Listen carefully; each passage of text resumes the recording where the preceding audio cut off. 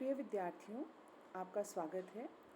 आज हम चर्चा करेंगे सामाजिक विघटन पे, इसकी प्रमुख परिभाषाओं को देखेंगे एवं इसके प्रमुख लक्षणों के ऊपर चर्चा करेंगे। सामाजिक विघटन यूनिवर्सिटी ऑफ कोटा के सिलेबस के तहत बीए पार्ट 3 के विद्यार्थियों के लिए एक टॉपिक है और मेरा नाम सुप्रिया सेठ है। मैं एसोसिएट प्रोफेसर हूँ राजकीय कला महाविद्यालय कोटा में। तो इस मुद्दे पे आते हैं कि सामाजिक विघटन या सोशल डिसऑर्गेनाइजेशन, जिसे हम अंग्रेजी में कहते हैं, वो क्या है। सामाजिक विघटन को समझने के लिए सामाजिक संगठन को समझना ज़रूरी है। एलियट और मेरिल ने ये बतलाया है कि सामाजिक संगठन वह दशा अथवा स्थिति है जिसमें किसी समाज की विभिन्न संस्थाएं अपने मान्यता प्राप्त या पूर्व निर्धारित लक्ष्यों के अनुसार कार्य करती हैं। सामाजिक संगठन की स्थिति में एक समाज के विभिन्न तत्वों का संचालन सुव्यवस्थित रूप से होता रहता है। इस रूप में एक समुदाय, धार्मिक अथवा राजनीतिक इकाई या समाज विशेष का अपना सामाजिक संगठन होता है।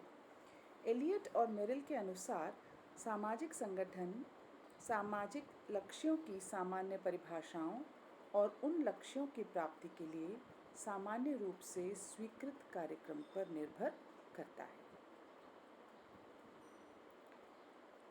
सामाजिक संगठन को समझ लेने के बाद अब हम यहाँ सामाजिक विघटन को समझने का प्रयत्न करेंगे। सामाजिक विघटन सामाजिक संगठन की विपरीत स्थिति है। सामाजिक विघटन की अवस्था में सामाजिक नियंत्रण शिथिल पड़ जाता है और विभिन्न व्यक्ति और संस्थाएं मनमाने ढंग से कार्य करने लगते हैं। इस स्थिति में समूह के संबंध टूट जाते हैं, व्यक्तियों और समूह के पारस्परिक संबंध विकृत हो जाते हैं। दूसरे शब्दों में सामाजिक विघटन का तात्पर्य व्यवस्था के टूट जाने या सामाजिक संरचना के विभिन्न भागों में एकता के अभाव से है। एलियट और मेरिल ने बताया है कि सामाजिक विघटन एक प्रक्रिया है। It is an ongoing process. कभी रुका हुआ कोई यथार्थ नहीं है, ऑनगोइंग है, प्रक्रिया है, जिसके द्वारा एक समूह के सदस्यों के बीच संबंध टूट जाते या समाप्त हो जाते हैं। लैंडिस के अनुसार सामाजिक नियंत्रण की व्यवस्था का भंग होना और विशृंखलता उत्पन्न हो जाना ही सामाजिक विघटन है।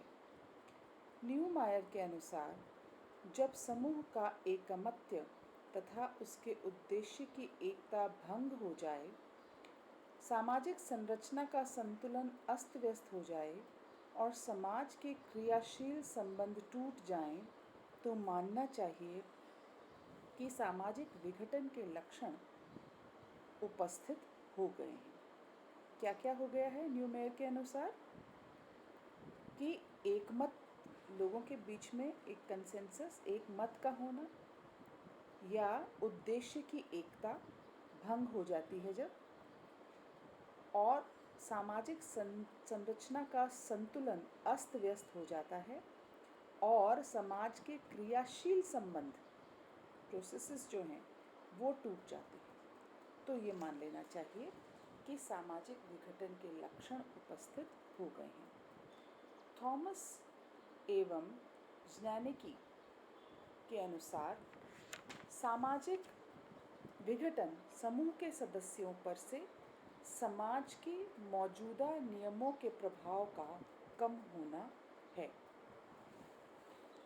तो हम देख रहे हैं कि इन परिभाषाओं से हमें कुछ स्पष्ट होता है कि सामाजिक विघटन एक ऐसी प्रक्रिया है जिसके अंतर्गत समूह या समाज के सदस्यों के पारस्परिक संबंध टूटने लगते हैं और उनके व्यवहार को नियंत्रित करने वाले आदर्श और सामाजिक नियमों का प्रभाव शिथिल होने लगता है। परिणाम स्वरूप सामाजिक संरचना का स्वरूप बिगड़ जाता है और संगठन को चोट पहुंचती है।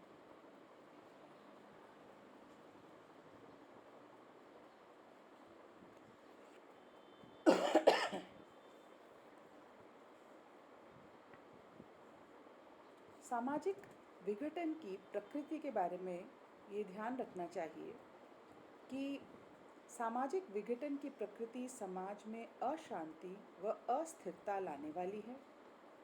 यह विघटन की दशा में समाज में प्रतियोगिता और स्पर्धा को बढ़ा देती है और सदस्यों की भूमिकाओं में परिवर्तन होने लगता है। इस दौरान सामाजिक परिवर्तन हिंसात्मक रूप ग्रहण कर सकता है। सामाजिक विघटन की स्थिति में किसी व्यवस्था के निर्णायक तत्व अपनी जगह से हट जाते हैं। उनमें समन्वय की प्रवृत्ति कमज़ोर पड़ जाती है और सामान्य लक्ष्यों की प्राप्ति में बाधा उपस्थित होती है। दूसरी बात जो सामाजिक विघटन के बारे में ध्यान रखनी चाहिए वह है सामाजिक विघटन एक प्रक्रिया है। प्रक्रिया का अर्थ है कि ये कोई स्थिर दशा न होकर एक परिवर्तनशील स्थिति है और यह परिवर्तन की निरंतरता को व्यक्त करती है।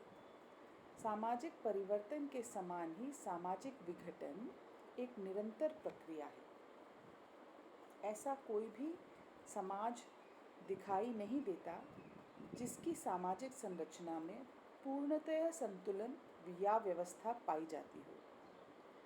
सभी समाजों में कुछ ऐसे कारण मौजूद रहते हैं जिनकी वजह से सामाजिक संरचना को अस्त व्यस्त करने का प्रयास होता रहता है।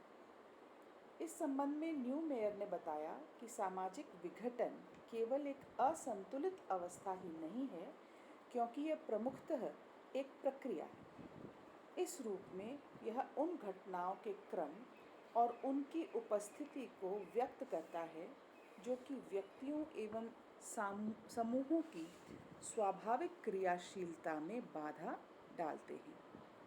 सामाजिक विघटन एक अवस्था से कुछ अधिक है। यह मौलिक रूप में एक प्रक्रिया या प्रक्रियाओं का एक क्रम है। तो आइए देखते हैं सामाजिक विघटन के प्रमुख लक्षण क्या हैं। आप इसे नोट कर सकते हैं। ये 8 प्रमुख लक्षण सामाजिक विघटन के। पहला है एकमत्य का ह्रास यानी डिक्लाइन ऑफ कंसेंसस। एकमत्य का होना सामाजिक संगठन के लिए अत्यंत आवश्यक है। किसी भी समाज के अंदर संगठन बना रहे उसके लिए ज़रूरी है कि समाज के सभी सदस्य एक जैसा मत रखें, एक जैसी सोच रखें। दूसरा है सामाजिक नियंत्रण के साधनों का प्रभाव कम होना या lesser effectiveness of the means of social control. कि समाज में व्यवस्था बनाए रखने की दृष्टि से नियंत्रण के जो साधन हैं उनका होना आवश्यक होता है। ये साधन व्यक्ति और समूह के व्यवहार को नियंत्रित करते हैं ताकि दूसरे के कार्यों में किसी प्रकार की कोई बाधा न पड़े। जब ये विभिन्न साधन जैसे कि जन रीतियाँ, प्रथाएं, रूढ़ियाँ, धर्म, विश्वास आदि का लोगों के व्यवहारों को नियंत्रित करने की दृष्टि से प्रभाव शिथिल पड़ जाता है तो व्यक्ति और समूह मनमाने ढंग से अपने लक्ष्यों की पूर्ति में लग जाते हैं। इससे दूसरों के मार्ग में बाधा पड़ती है और संघर्ष होने लगता है और सामाजिक संतुलन बिगड़ जाता है, विघटन पनपता है। तीसरा लक्षण विघटन का क्या है? व्यक्तिवाद पर जोर, एम्फेसिस ऑन इंडिविजुअलिज्म। सामूहिकता की भावना ही व्यक्ति को समाज की दृष्टि से सोचने, विचारने और कार्य करने की प्रेरणा देती है। यही भावना व्यक्तियों को समूह में एकता के सूत्र में बांधकर रखती है और उन्हें समूह के व्यवहार के प्रतिमानों के अनुसार आचरण करने के लिए बाध्य करती है।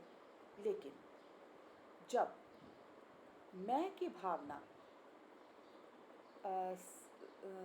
व्यक्तिगत स्वार्थों को महत्व देने लगती है तो समूह की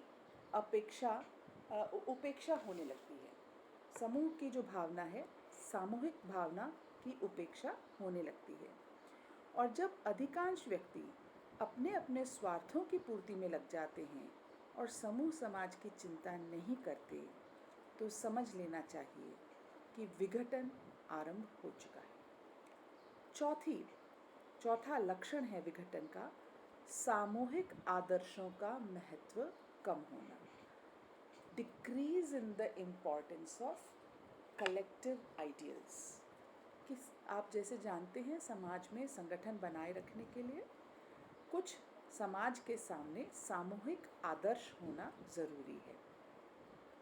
उन आदर्शों का इतना महत्व होना चाहिए कि समूह के लोग उन आदर्शों के लिए त्याग करने और अपने स्वार्थों की बलि देने को तैयार हों। लेकिन जब सामूहिक आदर्शों की लोग चिंता करना छोड़ देते हैं और व्यक्तिगत स्वार्थों को ही सब कुछ समझ लेते हैं, तो सामान्य हितों की पूर्ति में बाधा उत्पन्न हो जाती है, जिसके फलस्वरूप विघटन की स्थिति पनपती है।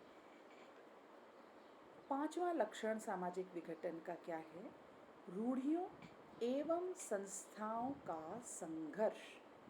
किसका संघर्ष? रूढ़ियों और संस्थाओं का।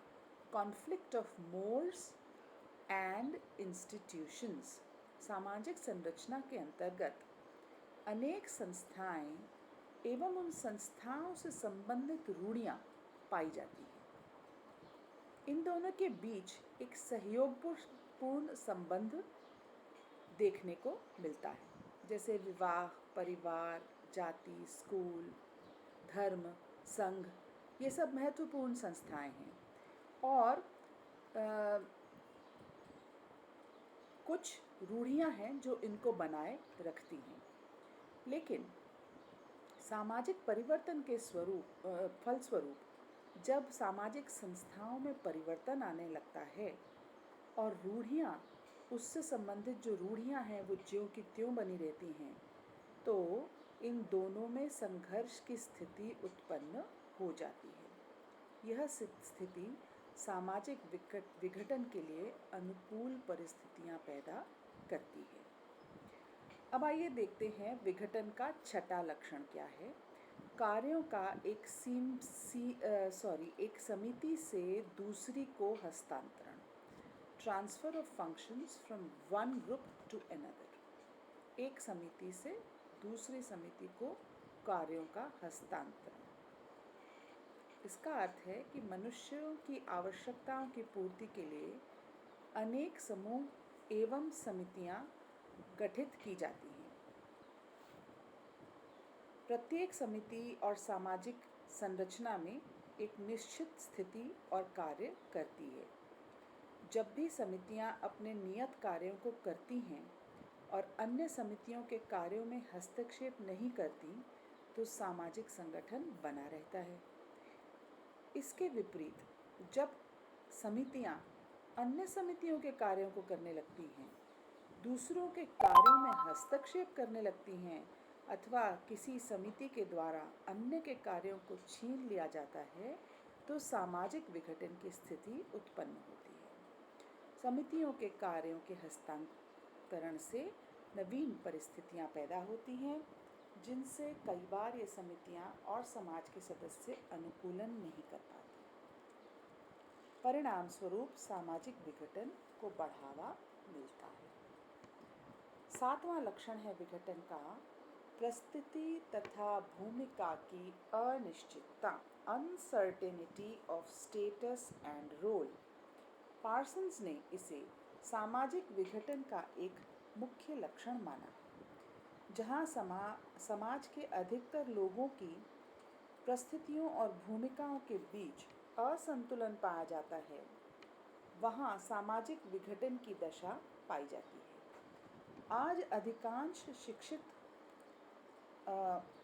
महिलाओं की प्रस्तुति और भूमिका में संतुलन का अभाव देखने को मिलता है, जिससे अनिश्चितता व्याप्त होती है। ये एक उदाहरण है। ऐसी स्थिति में असंतोष और निराशा बढ़ती है। 8वां लक्षण विघटन का है सामाजिक परिवर्तन की तीव्र गति।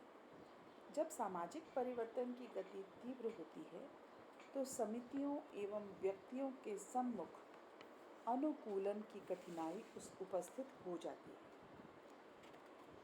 बदली हुई